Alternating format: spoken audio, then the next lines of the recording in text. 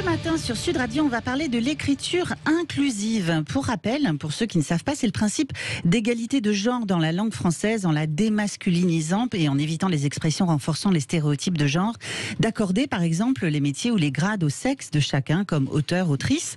Et on reçoit pour en parler un maire du Tarn qui interdit l'écriture inclusive dans sa commune. C'est Bernard Carayon, maire LR de Lavore dans le Tarn et avocat au barreau de Paris. Bonjour et bienvenue. Bonjour. Bonjour Bernard Carayon. Alors monsieur, bonjour monsieur. Vous êtes un peu, on vous connaît bien sur Sud Radio, vous êtes un peu on va dire l'abra raccourcix, vous luttez contre les Romains qui font l'écriture inclusive, qui veulent imposer à toute la France, et vous avez fait voter par votre conseil municipal la prohibition de l'écriture inclusive dans votre commune. Racontez-nous ça.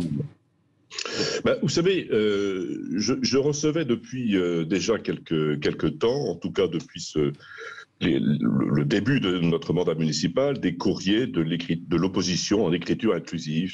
Et ces tribunes que nous publions dans notre bulletin municipal étaient aussi en écriture inclusive. Et je trouve ça parfaitement insupportable. D'abord parce que l'écriture inclusive est illisible, imprononçable. J'ai fait le test récemment avec, vous savez, une chanson de Georges Brassens qui s'appelle « Quand on est con, on est con ». Le titre est « Le temps ne fait rien à l'affaire », exactement. Là, vous parlez du refrain. Essayez de le traduire en écriture inclusive, vous allez voir, c'est complètement imprononçable. Bon. En fait, ça vient de quoi? Ça vient de la culture woke, qui est une culture américaine, qui voit en quelque sorte des rapports de force partout. Et là, en l'espèce, du sexe partout, c'est-à-dire du sexe dans le genre grammatical. C'est absurde. Le genre grammatical n'est pas sexué. Et je ne suis pas le seul à le penser. L'Académie française, le Premier ministre lui-même, qui dans une circulaire en 2017, et qui n'a pas tout mal fait lors de son passage à Matignon, a interdit dans les services de l'État l'usage de l'écriture inclusive. Jean-Michel Blanquer lui-même l'a rappelé, mais en vain, au ministère de l'Éducation nationale. Vous savez, la langue française, la langue de Zola, la langue de Balzac, de Victor Hugo, de Chateaubriand, c'est un patrimoine extraordinaire. C'est un patrimoine qui est partagé par 300 millions de locuteurs dans le monde. La francophonie, ça a du sens.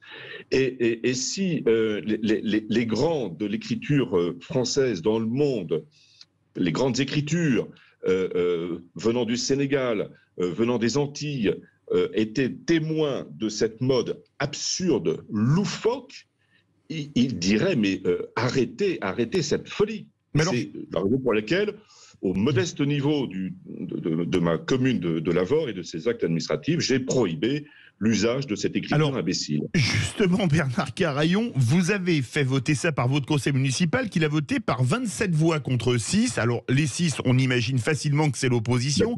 Quels ont été les arguments de l'opposition? Aucun. Au moins, c'est rapide. Aucun, et c'est tout. Non, aucun. Mais comment voulez-vous défendre, à moins d'être un intellectuel produit par un cerveau américain, un truc pareil? Enfin, je veux dire, c'est indéfendable. Si le combat pour l'égalité salariale entre hommes et femmes ou la lutte contre les violences faites aux femmes apparaît moins important que l'écriture inclusive, qu'on me l'explique. Moi, je crois que si on veut défendre le rôle des femmes dans les entreprises, dans les administrations, dans la vie politique, dans la vie tout court, il y a d'autres terrains qui me semblent essentiels.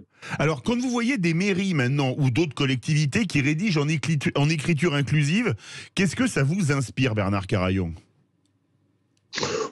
Vous savez, encore une fois, tout le monde n'a pas la même appréciation de la défense de notre patrimoine historique, linguistique, culturel.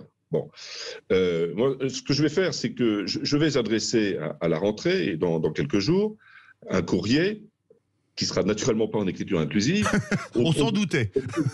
Au président de toutes les grandes associations d'élus pour leur demander de prendre des initiatives comme la mienne. Le président, par exemple, de l'Association des maires de France, David Lisnard, qui a été élu il y a 2 mois, a prohibé, lui aussi, dans sa bonne ville de Cannes, l'usage de cette écriture. Et je compte sur lui pour qu'il prenne cette initiative également auprès de tous nos collègues maires de France. Vous voulez lancer un appel aujourd'hui sur Sud Radio, Bernard Carayon, à vos collègues maires de France, les 35 000 maires? Oui, je lance un appel solennel en ce jour, en ce 30 décembre. On est le 28. On est le 28. Pardon. Ça commence mal, cet appel. C'est un appel solennel. En tout cas, à tous les maires du Sud-Ouest et du Grand Sud-Ouest, d'Occitanie, ma région d'élection et de cœur, pour qu'ils prennent ce type d'initiative. Il suffit qu'ils se rapprochent des services administratifs de ma ville pour qu'on leur donne un projet de délibération et tous les conseils nécessaires. Très bien. Eh bien, écoutez, Bernard Carayon, il y a eu l'appel du 18 juin. Aujourd'hui, il y a l'appel du 28 décembre. Le premier était sur Radio Londres, le second est sur Sud Radio. On espère. Il n'est pas moins prestigieux. Je suis sûr que ça va aller loin. On espère qu'il restera aussi imprégné dans l'histoire de France que le premier. Et il y en a plein qui pensent comme vous. Et il y en a plein qui pensent comme vous. Si vous voulez vous rallier à Bernard Carayon contre l'écriture inclusive, l'appel aura eu lieu sur Sud Radio et le 28 décembre, pas le 30. On avait déjà 2 jours d'avance. Merci beaucoup. Rejoignez-moi sur Facebook. Oui, avec grand plaisir. Merci beaucoup Bernard Carayon, maire LR de Lavore, à qui on souhaite d'excellentes fêtes de fin d'année. Passez de bonnes fêtes. Merci.